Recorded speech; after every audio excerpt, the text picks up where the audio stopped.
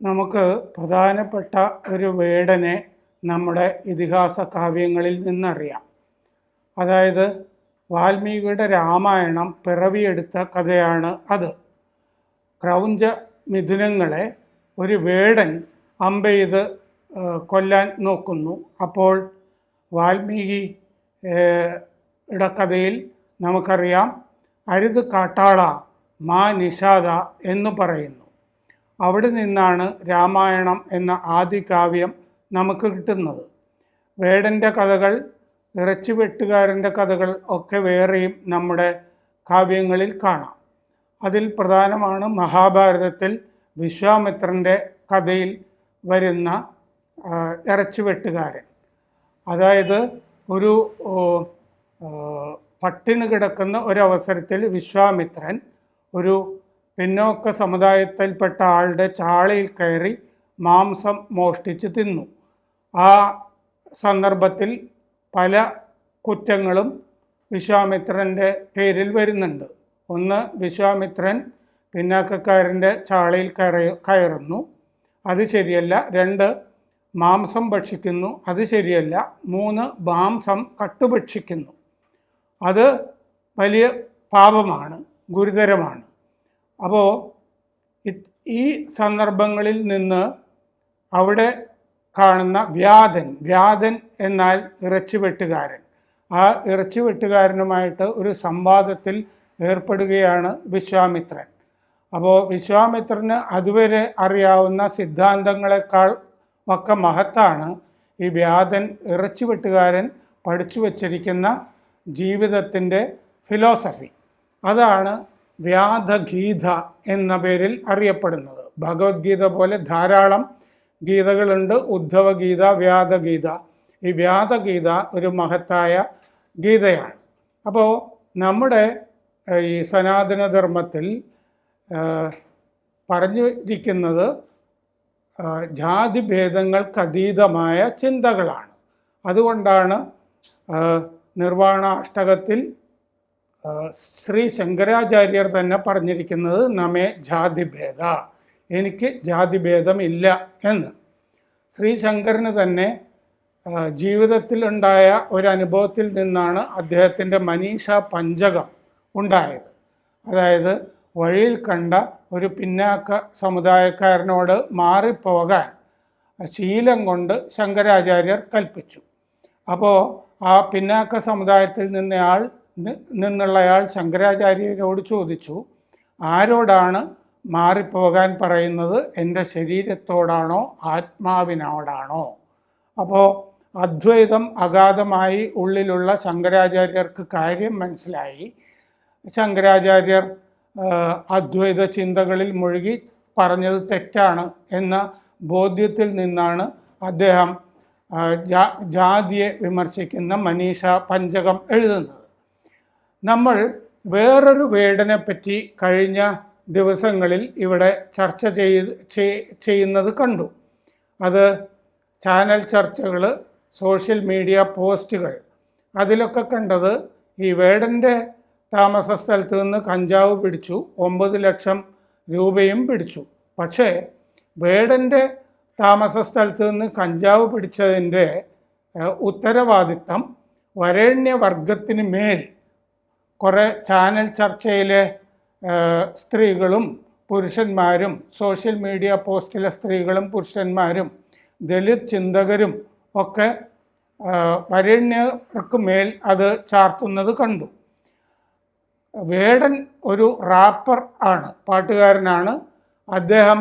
അദ്ദേഹത്തിൻ്റെ പാട്ടുകൾ തുടരുന്നുണ്ട്. പക്ഷേ അദ്ദേഹം കഞ്ചാവ് വലിച്ചതിൽ വരേണ്യർക്ക് എന്താണ് ഉത്തരവാദിത്തം എന്ന് എത്ര ആലോചിച്ചിട്ടും പിടികിട്ടുന്നില്ല. കാരണം ഷൈൻ ടോം ചാക്കോ, ശ്രീനാഥ് ബാസി തുടങ്ങിയ നടന്മാരെയൊക്കെ, അവരും കലാകാരന്മാരാണ്, അവരെ കഞ്ചാവിൻ്റെ പേരിൽ പോലീസ് പിടിച്ചുകൊണ്ട് പോയിട്ടുണ്ട്. ചില ഖാലിദ് റഹ്മാനെ പോലുള്ള ചില സംവിധായകരെയും എക്സൈസുകാർ പൊക്കിക്കൊണ്ടുപോയിട്ടുണ്ട്. അവർ കഞ്ചാവ് ഓർഡർ ചെയ്തതിനും MDMA വാങ്ങിയതിനും ഉത്തരവാദികൾ വരേണ്യരാണെന്ന് പറഞ്ഞ് കണ്ടില്ല.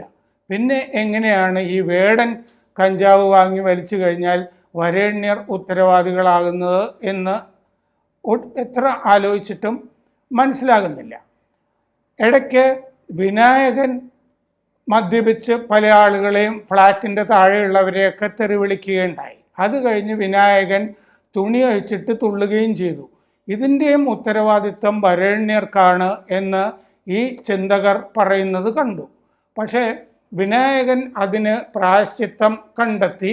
വിനായകൻ ശങ്കരാചാര്യരൊക്കെ പോയിട്ടുള്ള മൂകാംബിയിൽ പോയി അവിടെ പ്രാർത്ഥിച്ചു. അങ്ങനെ വിനായകന് മാനസാന്തരമുണ്ടായി എന്നാണ് പറയപ്പെടുന്നത്. വിനായകൻ എന്തായാലും പിന്നീട് കുഴപ്പമൊന്നും കാണിച്ചിട്ടില്ല. വേടൻ്റെ മുമ്പിലും അങ്ങനെ ഒരു കാനന പാത തുറന്നു കിടക്കുന്നുണ്ട്. നമ്മുടെ സനാതനധർമ്മം ഒന്നും ജാതിയെ ഘോഷിക്കുന്നതല്ല എന്നുള്ളതാണ് സത്യം. വർണ്ണവ്യവസ്ഥയും ജാതിയും രണ്ടും രണ്ടാണ്. വർണ്ണവ്യവസ്ഥ ഈ തൊഴിലിൻ്റെ അടിസ്ഥാനത്തിൽ ജനത്തെ വിഭജിച്ചിരിക്കുന്നതാണ്. ഓരോരുത്തരും ഓരോ തൊഴിൽ ചെയ്യുന്നു. ബ്രാഹ്മണർ അവരുടേതായ തൊഴിലുകൾ ചെയ്യുന്നു, ശൂദ്രർ അവരുടേതായ തൊഴിലുകൾ ചെയ്യുന്നു, വൈശ്യർ അവരുടെ തൊഴിൽ ചെയ്യുന്നു, ക്ഷത്രിയർ അവരുടെ തൊഴിൽ ചെയ്യുന്നു. അപ്പോൾ മാർക്സിസ്റ്റ് ചിന്താകനായ ഡി കോസംബി ഒരു പുസ്തകം എഴുതിയിട്ടുണ്ട്, ഇന്ത്യൻ ചരിത്രത്തിന് ആമുഖം എന്ന പുസ്തകം. അതിൽ കോസംബി തന്നെ പറഞ്ഞിട്ടുണ്ട്, ഈ വർണ്ണ വ്യവസ്ഥ, അതായത് ചാതുർവർണ്ണ്യം, അത് പരസ്പരം സഹായിച്ചു കൊണ്ടിരുന്ന ഒരു ആവാസ വ്യവസ്ഥയായിരുന്നു എന്ന് പറഞ്ഞിട്ടുണ്ട്. അതാണ് മാർക്സിസ്റ്റ് ചിന്ത. അതും ശരിയാണ് എന്ന് പറയുന്ന ചിന്തയാണ്. പക്ഷേ ജാതി അതിൽ നിന്ന് പിന്നീട് ഉരുത്തിരിയുന്ന ഒരു വിഷവ്യവസ്ഥയാണ്. അതിനെ നമ്മെ ജാതിഭേദ എന്ന് പറയുന്ന ശങ്കരാചാര്യരോ പിന്നീടുള്ളവരോ ഒന്നും അംഗീകരിച്ചിട്ടില്ല. പിന്നെ മനുസ്മൃതി ഈ വരേണ്യർ ഉണ്ടാക്കി വച്ചിരിക്കുന്നതാണ് പിന്നാക്ക സമുദായത്തിനെതിരെ എന്നാണ് ചില ചിന്തകർ പറയുന്നത്. ശുദ്ധ അസംബന്ധമാണ് അത്. ഇവിടെ മനുസ്മൃതി എന്ന പൂർണ്ണമായൊരു പാഠം ഉണ്ടായിരുന്നേ ഇല്ല. മനുസ്മൃതി സംബന്ധിച്ച ചില ഭാഷ്യങ്ങളാണ് ഉണ്ടായിരുന്നത്. ആ ഭാഷ്യങ്ങൾ എടുത്തു വച്ച് പല പണ്ഡിതന്മാരെയും വിളിച്ച് ഈസ്റ്റ് ഇന്ത്യ കമ്പനിയിൽ റൈറ്ററായിരുന്ന ഹാൾ ഹെഡ്, വാറൻ ഹേസ്റ്റിങ്സിൻ്റെയൊക്കെ വലം കൈയൊക്കെ ആയിട്ട് പ്രവർത്തിച്ചിരുന്ന ആളാണ് ഈ ഹാൾ ഹെഡ്. ആദ്യം അയാൾക്ക് മനസ്സിലാകുന്ന ഭാഷ പേർഷ്യനിലാണ്. അപ്പോൾ സംസ്കൃതത്തിൽ ഒരു പാഠം മനുസ്മൃതിയുടെ പുതിയതായിട്ടുണ്ടാക്കി അത് പേർഷ്യനിലേക്ക് പരിഭാഷ ചെയ്ത് പേർഷ്യനിൽ നിന്ന് ഇംഗ്ലീഷിലേക്ക് മാറ്റുകയാണ് മനുസ്മൃതി. ഈ മനുസ്മൃതി ഒരു രാജവംശത്തിൻ്റെയും അംഗീകൃത പാഠമായിരുന്നില്ല, ഹിന്ദു മതത്തിൻ്റെയും അംഗീകൃത പാഠമായിരുന്നില്ല. മനുസ്മൃതിയിൽ ശൂദ്രൻ്റെ കാതിൽ ഈയം ഉരുക്കി ഒഴിക്കണം എന്ന് അംബേദ്കർ അസംബന്ധം എഴുന്നള്ളിച്ചിട്ടുണ്ട്. അങ്ങനെ മനുസ്മൃതിയിൽ പറഞ്ഞിട്ടേ ഇല്ല. അങ്ങനെ പറഞ്ഞിരിക്കുന്നത് ഗൗതമ സ്മൃതിയിലാണ്. ഗൗതമ സ്മൃതി ആരും കണക്കാക്കിയിട്ടുള്ള ഒരു പാഠമേ അല്ല. അത് അംബേദ്കർ പറഞ്ഞതുകൊണ്ട് ആളുകൾ കണ്ടുപിടിച്ചതാണ്. നോക്കിയപ്പോൾ മനുസ്മൃതിയിൽ കണ്ടില്ല. പക്ഷെ അംബേദ്കർ പറഞ്ഞതുകൊണ്ട് മനുസ്മൃതിയിൽ ഇങ്ങനെ പറഞ്ഞിരിക്കുന്നു എന്ന് ഇപ്പോഴും പോഴത്തം പറയുന്ന ധാരാളം ആളുകൾ നമുക്കുണ്ട്.